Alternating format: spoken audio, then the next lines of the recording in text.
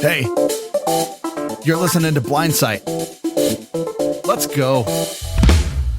Mental health isn't something to take lightly. It's time to fight. It's time to thrive. Let's do this. Welcome to Blindsight. This is Bill Lundgren, your host. And I think this is going to be a particularly interesting program because we're talking about writing as part of mental health treatment. I'll call it treatment. And I'm very happy to have Elyse Draper with us, who has written 5 books and 600 articles. And I'm awed by those kinds of numbers. I even yesterday spent all day writing a 1-page report on a meeting of a committee that I'm on to give to the overriding body, and it took me a whole day to write 1 page. So welcome to Blindsight. Thank you, Bill. It's an absolute pleasure to be here and to meet you. Great. Well, it's a pleasure for me. Now, can you tell me a little bit about how you realized that writing was important for mental health? How you got there? Yeah, I got there. Actually, I a lot of people give you wonderful stories about how they were journaling when they were children, and they had all of these wonderful diaries. And I was not that person, actually. I started out as a visual artist, painting, drawing, illustrating, all of that. Oh, really? Absolutely. My best friend at the time was the journaler. And it never occurred to me, as much as I love to read, that writing was going to be something I wanted to do. Much like you, I was, take me forever to write a page, but I read all the time. When I got into college, I decided to try and do a double major in philosophy with an emphasis on ethics and moral theory and law with it was constitutional and municipal, but I had I wanted to focus on the rhetoric, logic and rhetoric, and that's where the philosophy and law touched each other and actually started to make more sense to me. I actually wanted to work for the ACLU.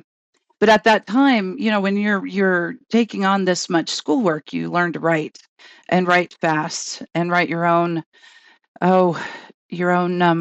shorthand so that you can take notes and you can stay on top of things. I even took a speed reading class so I could stay on top of it. By the time I was through that, I still had an emphasis on the visual arts as far as my cathartic expression. But I did proposal writing and I read legal documents for friends. I did not go through with getting my JD or focusing on the post-grad work. I had a little girl instead and picked up odd jobs writing, technical writing and proposal writing, working grantsmanship. Yeah. Mm-hmm. In the meantime, to pay for school, I was also an EMT and later a paramedic to working within the hospice system.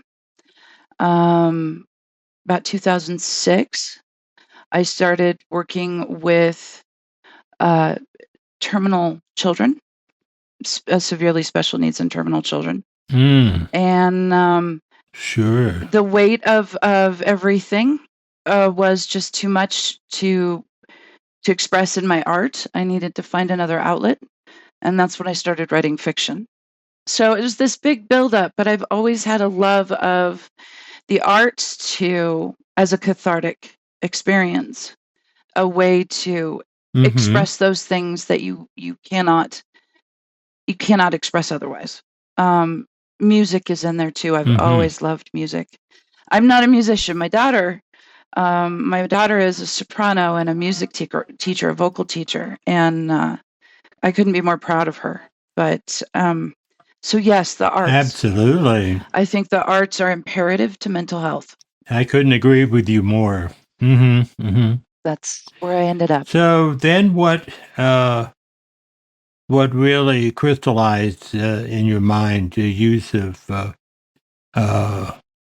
writing and the work that you're doing now as being important to your mental health? A number of things happened after my diagnosis. I've low vision. Um, I was diagnosed with PIC, punctate intercardiopathy, Hmm. in 2014. 2011, the disease started. It was misdiagnosed a couple times, as rare diseases are. No treatment plan was in place, so the disease was running wild. By 2014, it dawned on me that my family, um, they couldn't handle what was happening, what my future looked like, how the levels of grief, all of that. They felt I was mentally Ooh. ill and disowned me. My husband left, so I was raising my daughter alone. Um, I I have to say that, first of all, this isn't a singular story. Uh, it happens to a lot of people who go through Absolutely. a Mm-hmm. devastating diagnosis or looking at a lifetime disability. So I went back to work. I focused on my writing.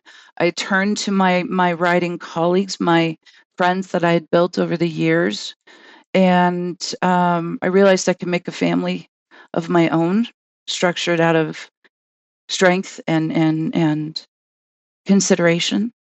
Um, and both my daughter and I are better off for the boundaries that were put in place. Oh, okay, sure. When wh- what lies now, what drove me to doing what I am now. Like I said, I had worked with disabled children. My nephew is deaf; he's prelingual deaf. Um, so I've always been an advocate. Um, Not because I actually thought I was going to get anything out of it. Certainly not financial stability, but I've always been an advocate.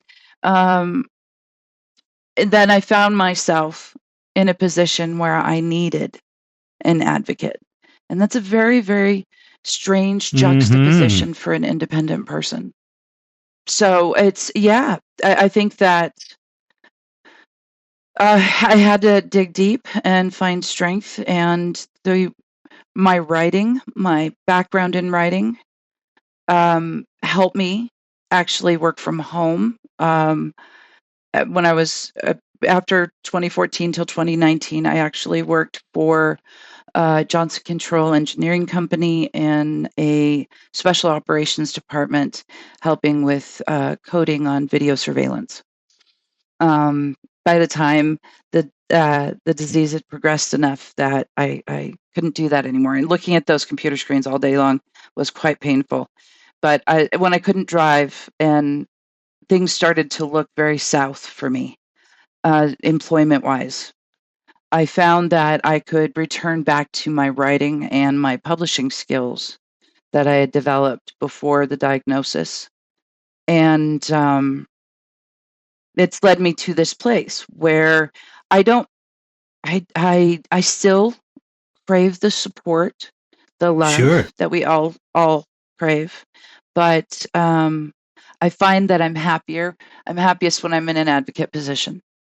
So I developed the VI&B Creatives Workshop to help others use their creativity, embrace their creativity. Um, there's a systemic issue with going blind. Well, there's a systemic issue Mm-hmm. with disabilities in general. I think it's a subconscious or an unconscious bias that leads people to believe that there is a cognitive decline when something like this Right. happens, when you lose a sense. And unfortunately, we're living in their world, and Sure. can start to believe that. So the VIMB was was about exploring not believing that.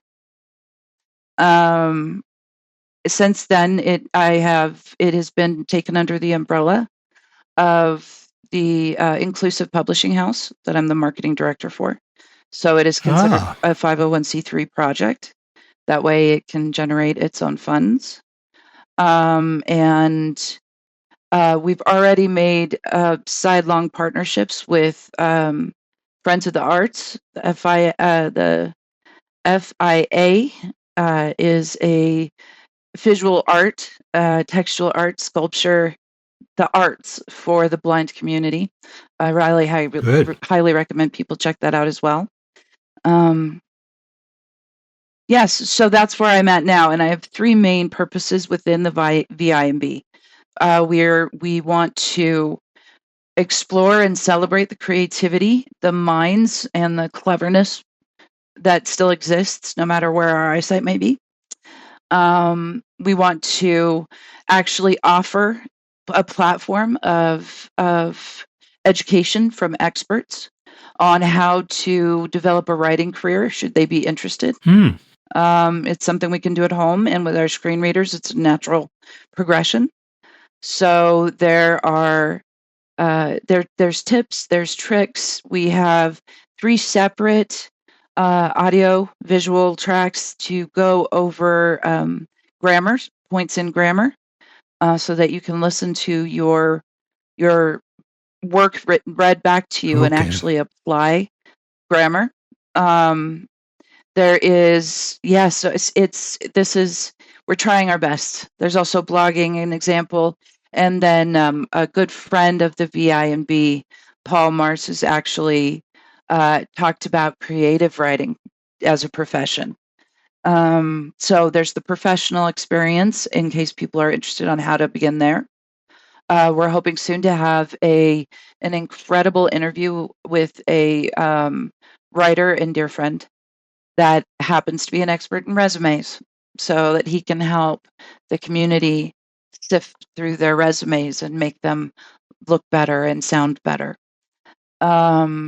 There is also, once we have enough submissions into the VI&B, the publishing house has very kindly offered to publish an anthology of all of the work that's submitted.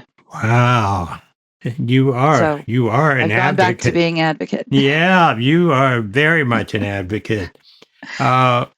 So in other words, you're not only talking about writing for mental health, but also having a community of writers who that you're connected with and are doing the same thing in a sense as you are, to how I would call community support, like creating a family. Absolutely. The when you have a community like the blind and low vision community, there's a tendency to infight and actually try to define each other. The VI&B actually, it's set up with the idea that visual loss and or blindness, it's something that coexists with who we are. It does not define who we are. It's acknowledged that there's a spectrum, and it's acknowledged that there are different skills, different talents. So even though it is, because it's what I can offer is the writing portion of it, but it's open to musicians and artists and tactile artists. We have a beautiful collection a woman had done of crocheted, 3-dimensional crocheted art. She calls them blankets, but I think they're art. and it really is about celebrating everything that we can do to help us keep our toes in the water. So So what I'm hearing, There's a, yeah. what I'm hearing you say is this is a group that have, I'll call it the same issues, not quite, that's not quite accurate, but in similar issues, similar barriers to being able to present themselves to other people, amongst friends, people, I would assume, understand what they're going through as they try to create, because they've been there, they're doing the same thing. In other words, we share a similar background, and share the experience of trying to deal with the world barriers Yes. and Yes. producing work that's equal to anything that the sighted community would produce. Absolutely. Absolutely. However, it's not really going to be a comparison to the sighted world, because we genuinely bring a new aspect to art. Because of my disease, my left eye in particular has very little left. It's just peripheral on the outskirts. Mm-hmm. And my right eye have about 10 degrees of center field of vision. I am still a working graphic illustrator. I also own a branding and merchandising company where I am a graphic designer. But what that entails is having a computer screen really close to my face and a stylus if I can work it, or I just do the artwork and then we scan it in and recreate it on the computer. So it's not about any possible limitations. It's more because of our celebration. And I noticed a marked difference in my writing style when I stopped thinking about the world solely in a visual context. So the adjectives have changed. How a room feels when you walk into it, it has changed. I know the smell of dust motes when you walk into a room and it's almost like a good bookshop, but then you sneeze and realize that that's not it. the the feel of sunshine, not light streaming through a window, but the energy and the warmth. Yes. So this isn't about a visual. It's not comparing to the visual world. It's about celebrating who we are, period. Period. And learning new ways to celebrate. Yeah.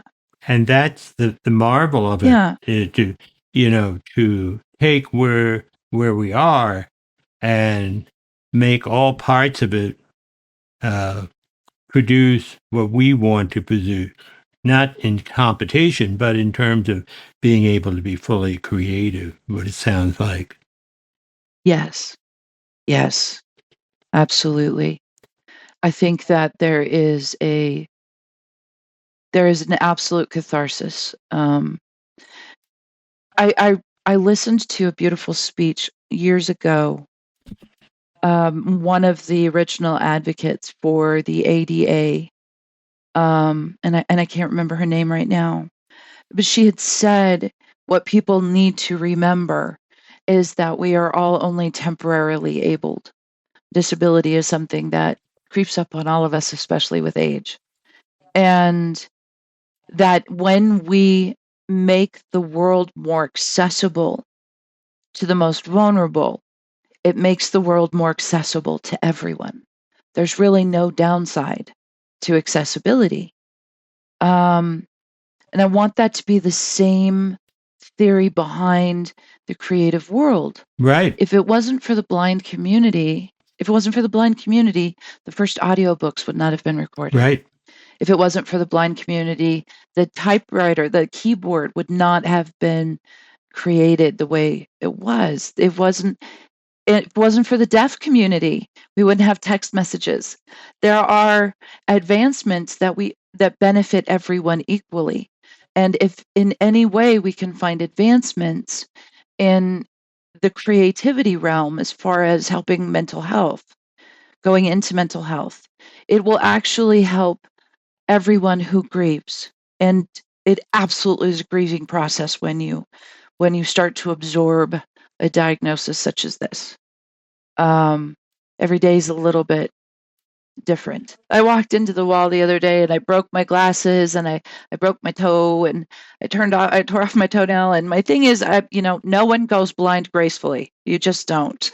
Yes, I know. But I wear I started to wear a sun visor, with just the rim, and then there's a band around, because I just got tired of banging my head and thinking, oh my God, I'm going to be brain damaged before too long. I know it. And people may think, I know. and people think it's strange. I don't consider it strange. I consider it a something that I'm doing right in terms of protecting myself. Absolutely. I've never been terribly graceful. I've always been kind of a klutz, but when my lower peripheral vision went away, which was one of the first things aside from the damage to the central vision, I kept falling into stuff. Yeah. And I have broken so many things. But I have to tell you, after I got the white cane, I have not had a really bad fall in years. And I've had, and it's usually children, and it's usually asked innocently, why do you need a cane if you can see some stuff? Yes, right. I have to explain to them, yeah. But I can't see enough. Yeah. I can relate to that very much. And my sister was graduated from fine art school. And then when her vision started deteriorating, she has the same condition as I have.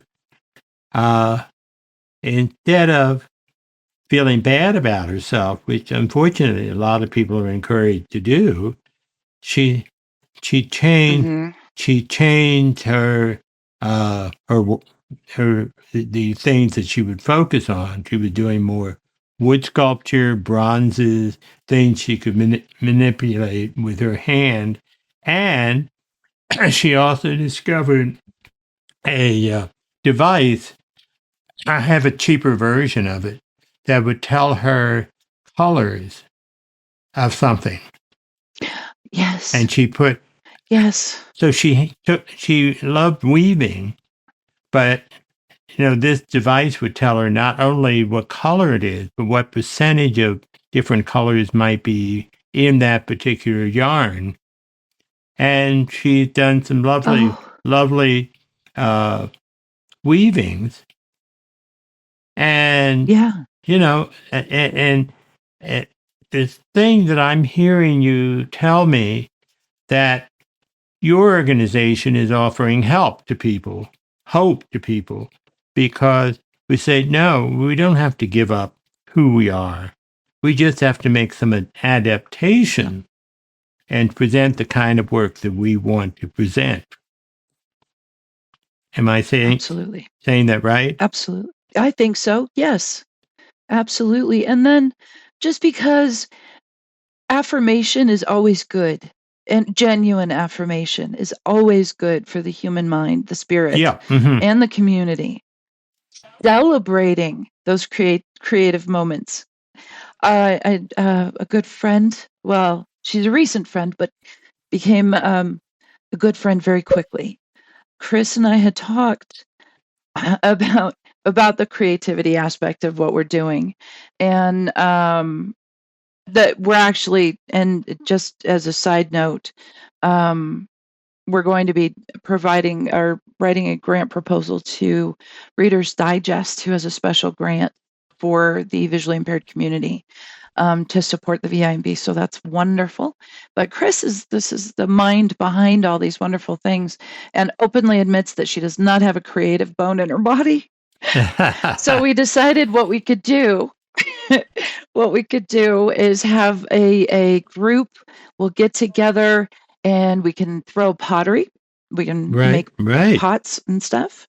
Have a lot of wine and a lot of laughs, and then have an auction for the hockey pucks that were supposed to be an ashtray that we have created, because it doesn't matter what you create or how good you think you are or how talented you think you are.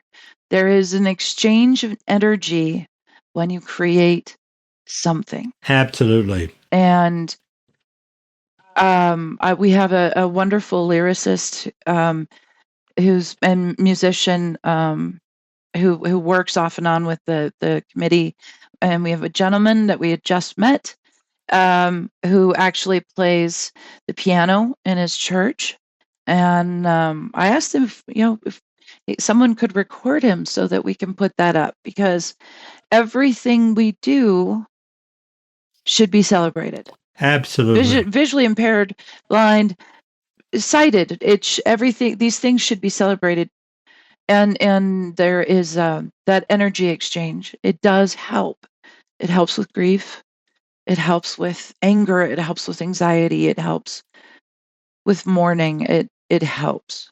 And I have had a lifetime of creativity to fall back on, and I think that saved me in more ways than one.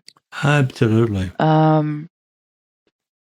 However, I worked with the DVR, the Department of Vocational Resources here in Colorado, to help me learn what I was supposed to do next after my sight had gotten to the point where I genuinely I couldn't keep myself safe anymore. I was injuring myself. I couldn't see cars coming, things like that.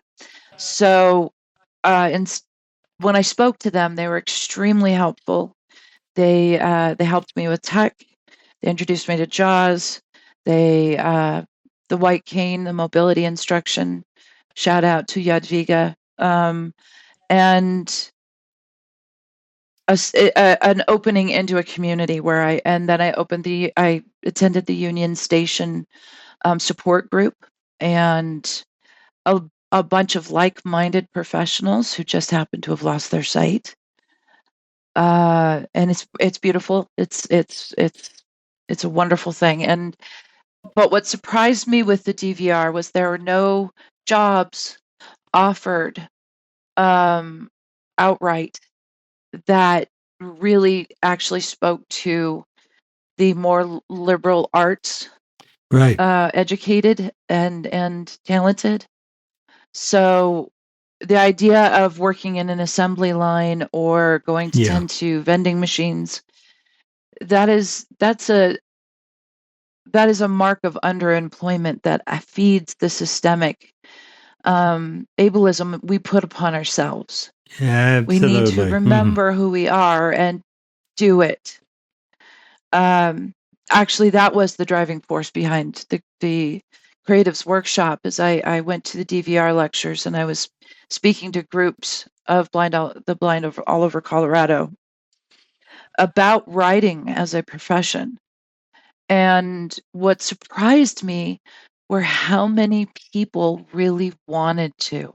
Not necessarily as a profession, but as a way of expressing themselves.